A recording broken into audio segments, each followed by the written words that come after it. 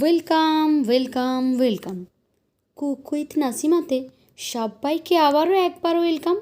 প্রতিদিনের মতো আজকেরও চলে এলাম নতুন আরও একটি রেসিপি নিয়ে আপনাদের সামনে। আজকের রেসিপিটি ভীষণ মজাদার, ভীষণ টেস্টি একটি চকলেট রেসিপি, ক্যাডবেরিও বলতে পারেন। ডার্ক চকলেটের সঙ্গে আমন্ড বাদামকে মিক্স করে দারুণ একটি ক্যাডবেরি বানিয়ে নিতে পারেন। চলুন রেসিপিটি একবার দেখে নিন তাহলে। গ্যাসে আমি একটি প্যান বসিয়ে দিয়েছি। প্যানটি গরম হলে তার মধ্যে দিয়ে দিচ্ছি আমি এখানে 100 গ্রাম পরিমাণ আমন্ড বাদাম। লো ফ্লেমে আস্তে আস্তে করে বাদামটাকে ভাজতে থাকব। যতক্ষণ না এই বাদামটা ফুলে উঠছে এবং খুব ভালোভাবে ভেতর থেকে ফ্রাই হয়ে যাচ্ছে, ততক্ষণ পর্যন্ত কন্টিনিউ এটাকে নাড়াচাড়া করে যাব। একটা সময়ে গিয়ে দেখবেন বাদামগুলো ফুলে উঠেছে। আস্তে আস্তে করে দেখুন বাদামের কালার চেঞ্জ হয়ে এসেছে আর বাদামগুলো ফুলে ফুলে উঠেছে। একটা দুটো মাঝখান থেকে ফেটে গেছে, তখন বুঝতে হবে যে আপনার বাদামটা ফ্রাই হয়ে এসেছে।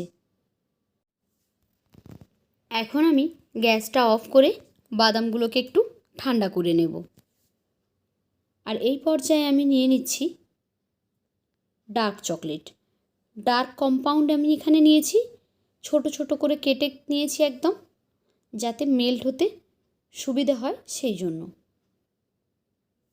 এটাকে আপনারা মাইক্রোওয়েভেও মেল্ট করে নিতে পারেন কিংবা ডাবল বয়লার মেথডে এটাকে মেল্ট করে নিতে পারেন।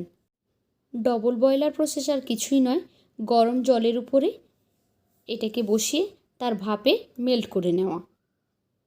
আমি এটাকে মাইক্রোওয়েভে মেল্ট করে নিয়েছি। একটা স্পুন দিয়ে দেখুন যেগুলো জমা ছিল সেগুলোকে একটু ভালোভাবে মেল্ট করে দিচ্ছি, যাতে এর মধ্যে কোনো রকমের কোনো লাম্পস না থাকে সেই জন্যে। এখন আমি এর মধ্যে দিয়ে দিচ্ছি আগেই যে বাদামগুলোকে ফ্রাই করে রেখেছিলাম সেগুলো। এখন স্পুন দিয়ে নাড়াচাড়া করে মেল্ট চকলেট আর বাদাম একসঙ্গে মিক্স করে নিচ্ছি। খুব ভালোভাবে বাদামটাকে কোট করে নিচ্ছি। এটা একদম কোটিং হয়ে গেছে। এখন আমরা এটাকে একটা পাত্রের মধ্যে সেট করতে দিয়ে দেব। আপনাদের কাছে চকলেট মোল্ড থাকলে তাতে করেও দিয়ে দিতে পারেন। আমি এখানে ঘরে থাকা নর্মাল একটা কন্টেনারে করে নিচে বাটার পেপার দিয়ে দিয়েছি। বাটার পেপার দিয়ে তার উপরে চকলেটটাকে সেট করতে দিয়ে দিচ্ছি। পুরো চকলেটটা দেওয়া হয়ে গেলে চারিদিকে আমি খুব ভালোভাবে এটাকে স্প্রেড করে দেব। চকলেটটা মেল্ট করার সময় আপনারা একটু এখানে বাটারও ইউজ করতে পারেন, তাহলে কিন্তু চকলেটের মধ্যে একটা শাইনি ভাব চলে আসবে। এখন এটাকে আমি ঢেকে ডিপ ফ্রিজে রেখে দেব যতক্ষণ না এটা একদম সেট হয়ে যাচ্ছে ততক্ষণ পর্যন্ত।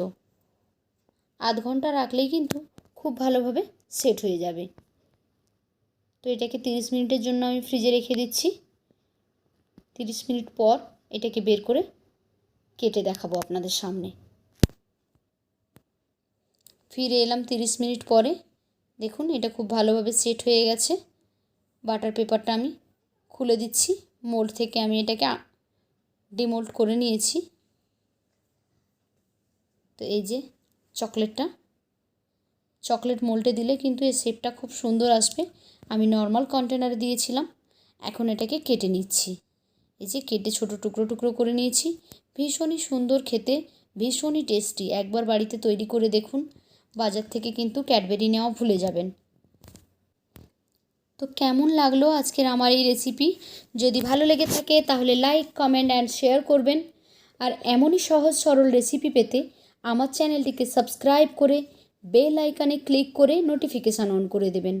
তাহলে যখনই আমি কোনো নতুন ভিডিও আপলোড করব সেই ভিডিও সবার আগে পৌঁছে যাবে আপনাদের ফোনে। তো আজকের মতো এই পর্যন্তই।